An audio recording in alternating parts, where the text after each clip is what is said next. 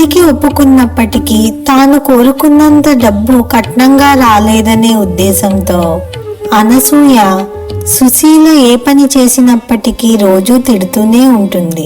పెళ్లి అయిన తర్వాత సుశీల మీద కోపంతో అనసూయ ఇంట్లోని పని వాళ్ళందరినీ ఉద్యోగంలో నుండి తీసేసి ఇంటి పనులతో పాటు పశువుల పనులు కూడా సుశీలతోనే చేయిస్తూ ఉండేది. సుశీల ఈ బాధలు పడలేక తన భర్త అయిన సూర్యతో ఎన్నిసార్లు చెప్పినప్పటికీ సూర్య అమ్మ గురించి నీకు తెలిసిందేగా, వదిలే అని అనడంతో సుశీల విసుగు చెంది ఇలా బాధపడుతూ జీవించడం కన్నా చనిపోవడం మంచిది అనుకుని ఆత్మహత్య చేసుకోవడానికి నిర్ణయించుకుంటుంది.